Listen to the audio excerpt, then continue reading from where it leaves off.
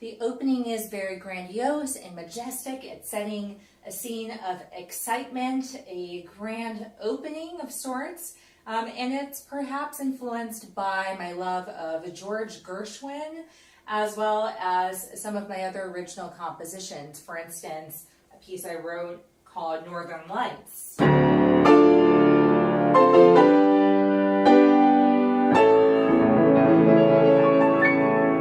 And that was originally composed for the opening of a production. And you can also take the beginning of Gershwin's Prelude No. 3. That's always been a favorite for me.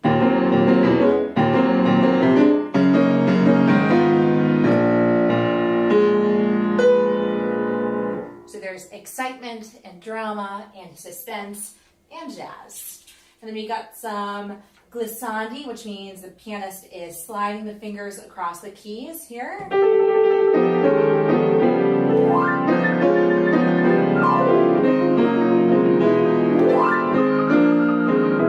Which is perhaps reminiscent of George Gershwin's Rhapsody in Blue. When the strings enter, we have a very exciting section, which to me is city life. So this is like Gershwin's An American in Paris, except it's now Martin in Johannesburg.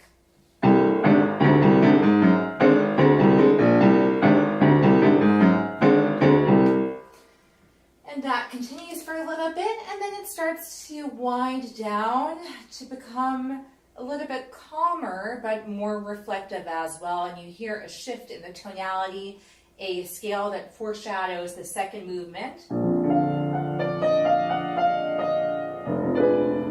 This is what it sounds like.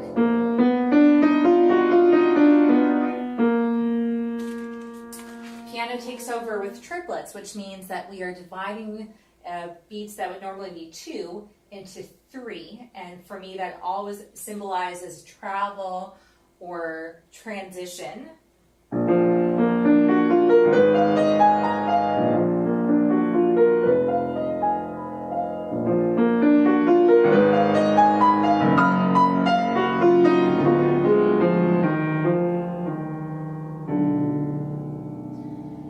Here at measure 47, it's marked mystical, and this is the interest in Zionism. The piano part is foreshadowing the later train motif.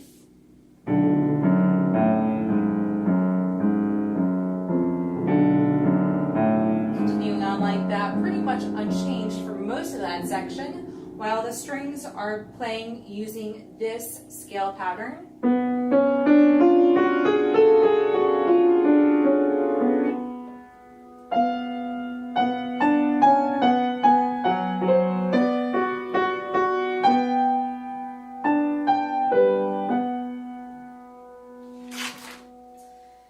Then the piano part doubles the tempo, so it's twice as fast. It is also staccato, that's short and detached in the articulation. So you hear this. This is now on board the train, and this is also where we hear Shosholoza, which normally would be in the major mode. It would sound like this.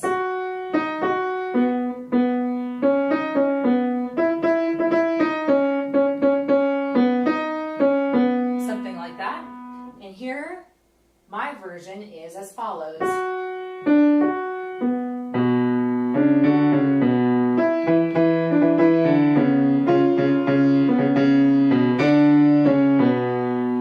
That repeats twice, and then the third time is higher in both parts.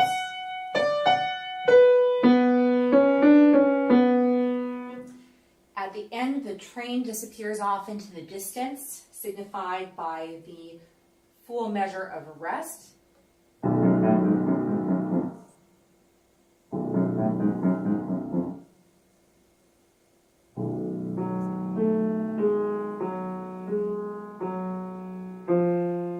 then this last note, which extends beyond the strings holding their notes, ends up being the first note of the second movement. The second movement, Israel, begins with a reference to the Israeli national anthem, Hatikva, the hope. This is what it would normally sound like.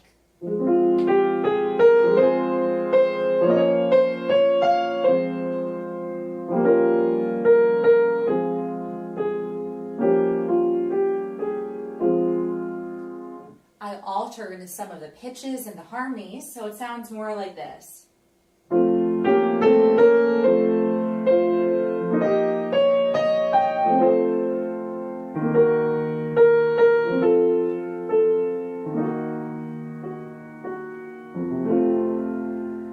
And then it is hidden within the framework of triplets, again signifying travel, transition, journey.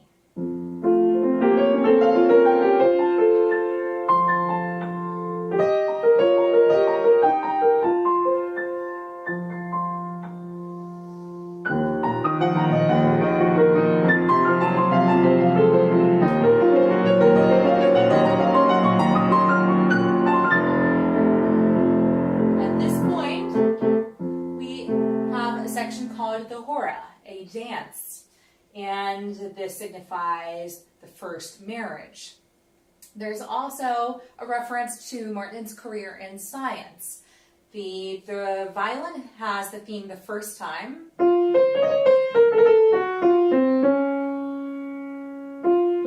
and the cello serves as a response to that theme.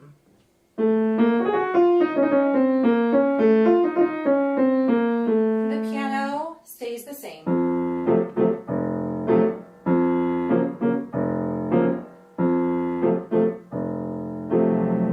Towards the end of that section, we hear a reference to the three children.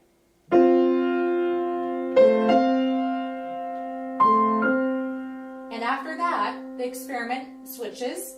The cello has the theme that was previously played by the violin, and the violin has the response. The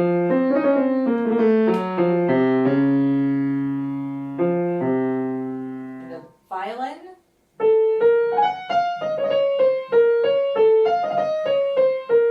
and the piano stays the same.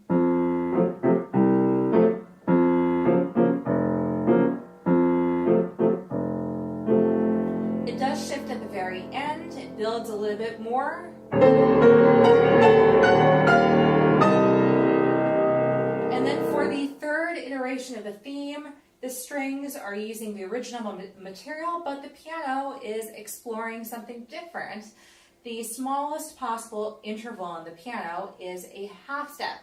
That's two notes that are adjacent to each other.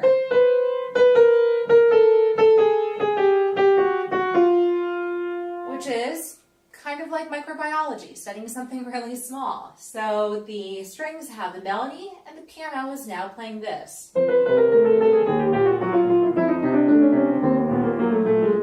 Changing the texture a little bit. After that, we return to Hatikva now with the strings as well.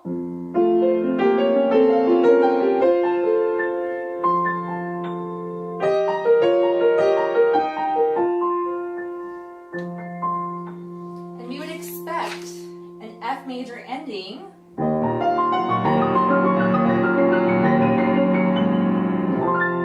But, hey, the journey is going to continue on, so this is not the end. So instead, we finish with something a little bit more unresolved.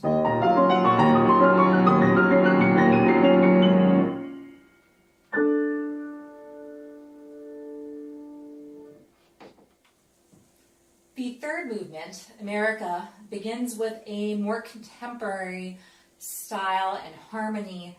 If I were to play the chords as blocked groups of three notes instead of triplets as they're written, you'll hear that a little bit more clearly.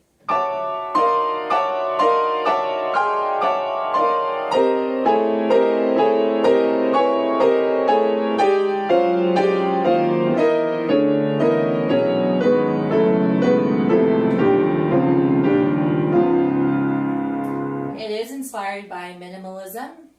A famous composer or example of that would be Philip Glass. When I break them into triplets, it sounds a little bit more gentle, and we have that idea of travel and spinning and journeying. The higher register to me is also flight. It's marked soaring freely, and then it's also marked leggero e sempre cantabile, which means played very lightly and always in a singing style.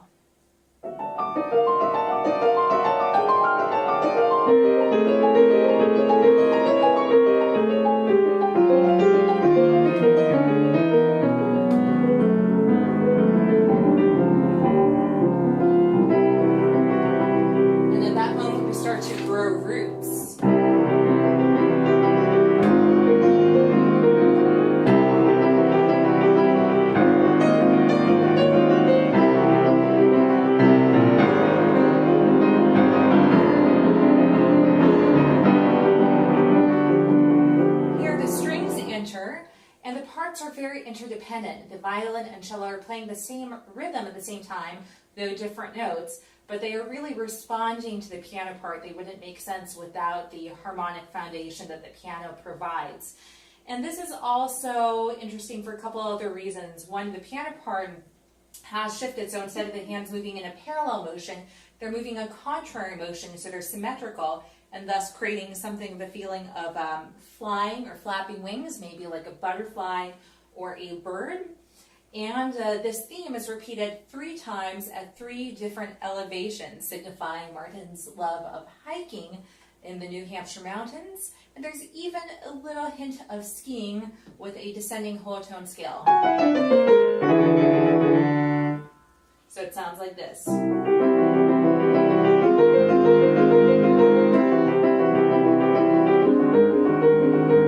Second elevation begins here. And then the third one is higher still, and the air is a little bit thinner here.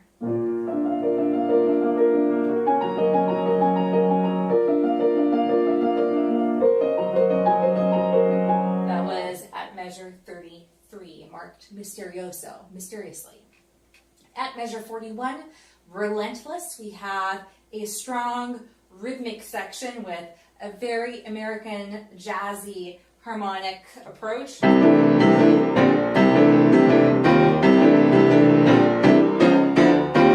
here I want you to enjoy hearing the sounds and the harmonies, but also to feel that strong vibration of the bass notes and the rhythmic pattern. In the midst of that section, you do have a reference to 3 altitudes or 3 kids. That divides this directly at the halfway point. And then perhaps skiing. And then this idea continues on for a bit. At measure 103, Maestoso, majestic, we have the opening material where the strings came in, but it is much more bold. So instead of, now it is. So it is firmly rooted, and that appears 3 times, 3 different altitudes. And then at meno mosso, which means a little bit slower, less motion, that's measure 127. We have a combination of the hatikva from the second movement and shosholoza from the first movement. The violin part sounds like this. It's playing hatikva.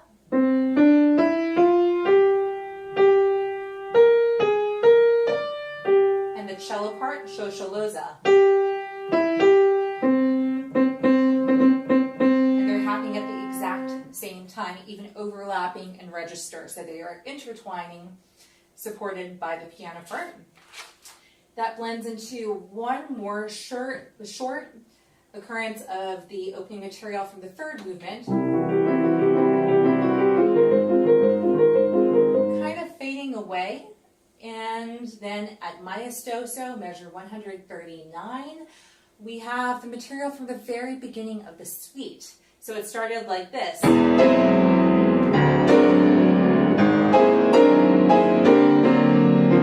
And that was piano solo.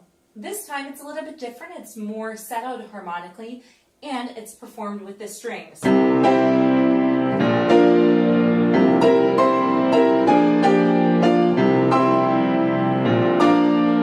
then we have this big pyrotechnic display, fireworks at the end.